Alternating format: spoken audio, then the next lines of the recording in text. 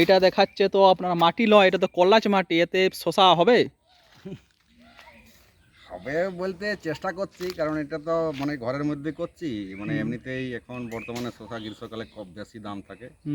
আর তাছাড়া শারীরিক একটু পরিশ্রম হচ্ছে, যেটা দরকার আছে। এমনিতে তো পরিশ্রম হয়নি, সারাদিন তো এমনিতেই কেটে যায়, তার জন্য এটা মানে হিসাবে করেছি আর কি। আচ্ছা, এই দেখুন এটা ঘর বাড়ির বেডটা, এই দেখুন ঘর, এটা ঘরের মধ্যে শসা চাষ হচ্ছে। এইখানে দেখাচ্ছে তো পেয়ারাও গাছ লাগানো আছে। এগুলো আমি 3 ধরনের পেয়ারা লাগিয়েছি, 30 পিস লাগিয়েছি ঘরের মধ্যেই। আচ্ছা, তো এইগুলো আছে, দেখুন এই গাছগুলো দেখুন। এটা এটা কি জাতের পেয়ারা? এটা হচ্ছে, সামনে নিয়ে আসুন, এটা হচ্ছে গোল্ডেন 8। এটা গোল্ডেন 8 অনেকগুলো পেয়ারা ধরেছিল, বকগুলো তারই প্রমাণ। আমরা ছিঁড়ে ফেলে দিচ্ছি। এই গাছের বয়স 2 মাস, মানে লাগানোর পরে 2 মাস। আচ্ছা, হ্যাঁ, আশা করছি বর্ষার পরের ফলটা আমি নেব। কি কি জাতের পেয়ারা আছে? আমার 3 রকমের আছে। একটা আছে থাই 7, আর আছে আপনার গোল্ডেন 8, আচ্ছা, আর হচ্ছে তাইওয়ান পিঙ্ক। তাইওয়ান পিঙ্কটা পেয়ারা ধরেছিল কয়েকটা, খুব সুন্দর হয়েছে। সেটা যদি দেখান তো দেখাতে পারেন। কোনটা তাইওয়ান পিঙ্ক? এই যে তাইওয়ান পিঙ্ক।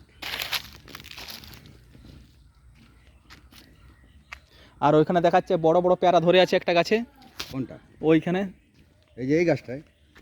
এইগুলো তো গোল্ডেন 8। এগুলো পেয়ারাগুলো ফেলেনি বলতে দেখছি, চেষ্টা করে যে যদি ধরে, কিন্তু আমার হচ্ছে ফেলে দেওয়াটাই ভালো হবে।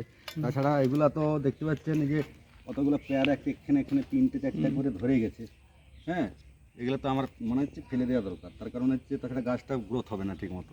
তাহলে এখনো খাবার মতন পেয়ারা এখনো হয়নি? না।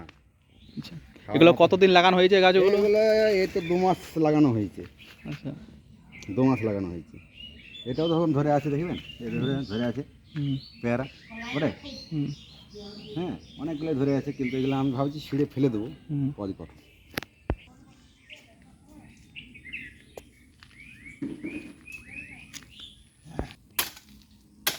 এই দেখুন পেয়ারা গাছ কুড়াকুড়ি হচ্ছে। আপনার এখানে দেখছি ড্রাগন গাছও তো লাগানো আছে। ড্রাগন লাগিয়ে দেখুন, এটা পরীক্ষামূলক ড্রাগন করা হয়েছে। 2 বিঘা ড্রাগন চাষ করার পরিকল্পনা আছে। যদি ড্রাগনটা ঠিকঠাক ফল দেয় তো চাষি ভাই বলছে 2 বিঘা ড্রাগন চাষ করবে।